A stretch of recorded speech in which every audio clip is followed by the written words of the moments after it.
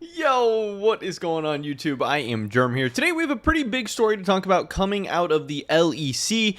Obviously right now we have Worlds about to start up in just a couple of days, but for all the teams that are not going to be participating at Worlds all around the world, it's pretty much now the off season. Yes, the off season doesn't actually start till like November or after Worlds gets over or whatever, but we know there's already some players and teams starting to talk about some deals, starting to talk about the future, starting to talk about next season.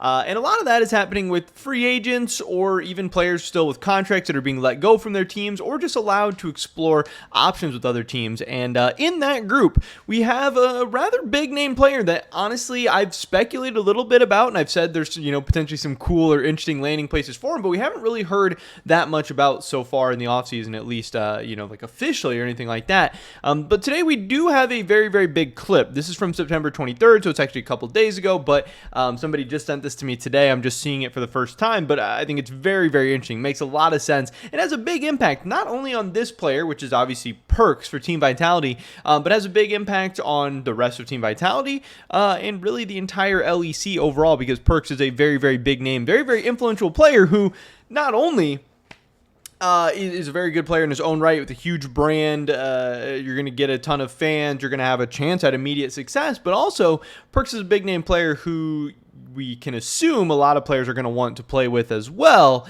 And he's going to be able to hopefully attract a decent lineup around him. Obviously, it didn't necessarily work out for Vitality this year, but going into the year, people were still very, very excited about this Vitality roster, and I don't think it was, necessarily bad roster building or anything like that. But we can see this clip here. Perkz doesn't know what team he will be on next season. Obviously, that is a very spicy video title. So let's see what the heck Perkz has to say here. You're gonna make a comment on the Hardens, they're off with the roster. They're not off Vitality roster. We are all being given permission to speak to anyone. I'm being given permission to speak to other teams as well. So, first up, right off the bat, I want to say that's very, very interesting. Because I had talked about in a video previously how we've seen statements put out from Selfmade, we've seen a statement put out from Haru, and we've seen a statement put out from Lebrov as well, that they are exploring options for 2023. And from that, I kind of went even further and was like, okay, well, does that mean those players are being replaced for Selfmade and Haru? We would assume yes, because obviously Bo is coming in as the jungler next year as long as everything works out how it's supposed to.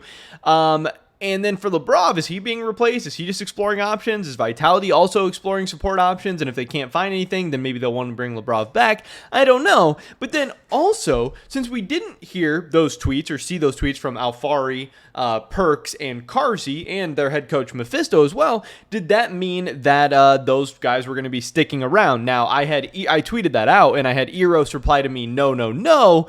And I didn't necessarily know what that meant, but now maybe I understand a little bit more. So I guess we can't read as much as I previously thought about those players tweeting that they are exploring their options for 2023.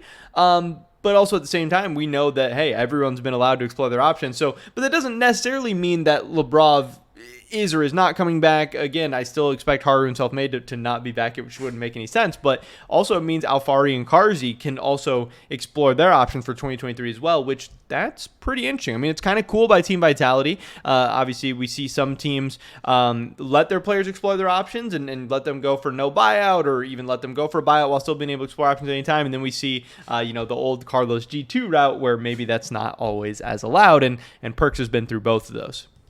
In fact, I am speaking to other teams as well.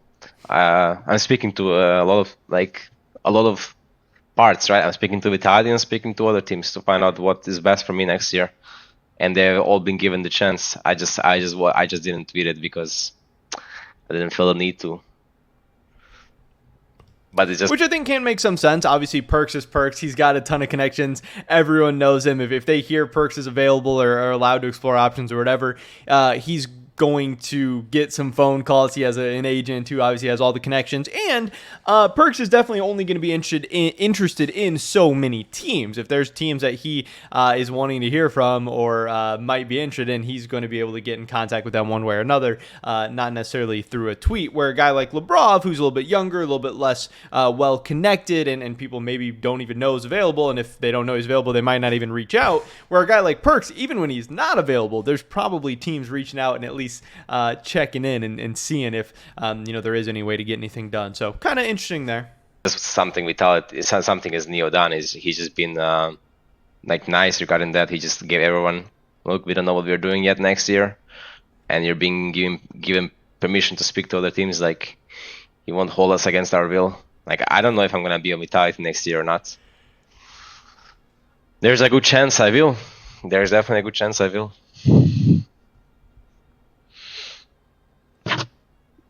So at the end, obviously one of the spiciest parts, he just says he doesn't know if he'll be at Vitality next year. He says there's a good chance he will.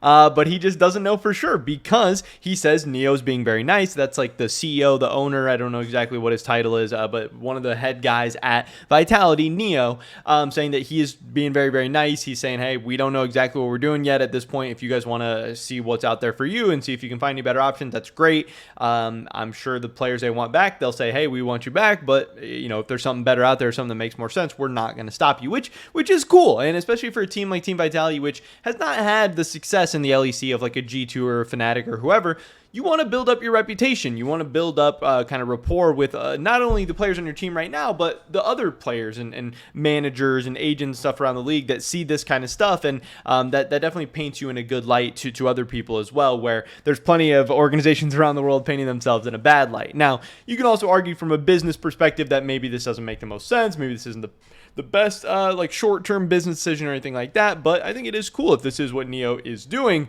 But also, Perkz says he is in talks with other teams. So what are some of the other potential landing spots for Perkz? I don't necessarily think, I know one of the bigger ones that I have talked about and a lot of other people have talked about, I believe Perkz even has a video on his channel about like, am I joining Fnatic? Because everyone is saying that they would love to see Perkz at Fnatic, and I would love to see Perkz at Fnatic. I think that would be super, super fun. I think it would make a lot of sense in a lot of different ways, but hey, Fnatic's getting ready for Worlds right now. Unless Humanoid has made it clear that he doesn't want to return to Fnatic next year, or Fnatic has already decided they're moving on from him, which I don't know if they have or not. I'm assuming / hoping that they're all the way set on Worlds. But we also know in the past that like when Fnatic wanted to replace Nemesis claims that he found out during Worlds. So who knows? But I assume Perkz is probably not talking to Fnatic while they are at Worlds or getting ready for Worlds or whatever. So even though I think Fnatic Perkz could be very, very fun, and I still hope that is an option at some point in this offseason, I don't assume that's who he's talking to right now. I think some of the more interesting options, again, who knows if he wants a role swap or whatever, then you start to open up a whole can of worms, but one of the more interesting options, I do think, honestly, could be Excel. Obviously, Excel made the playoffs in the summer split, so they were better than Team Vitality in some regards. But Excel also has Mickey, who Perkz seems to really, really like and could maybe even want to play with again at some point. But also, Excel, if they're able to bring Marcoon back with Marcoon, Patrick, Mickey, Finn was okay in the top lane. You know, if Perkz is going to be a significant upgrade over Nukeduck in the mid lane, which I think he is, and I think most people would say that, he could really take Excel to the next level. And at certain points during the summer split, a lot of people thought that Excel already was one of those teams that was going to be very, very strong. Other than that, around the LEC, I don't really see a whole lot of other teams that make a ton of sense for Perkz. You know, like he's not going to be going to G2. He's not going to be going to Koi, Rogue, or whatever, unless Koi, Rogue wants to make just a really, really crazy random splash move. I don't think, you know, he's not going to be returning to G2. I think I already said that. I'm trying to think. He's not going to be going to Mad Lions, obviously. He's going to end up on a decent team, though. He's not going to be going to like SK or BDS or Heretics or whatever.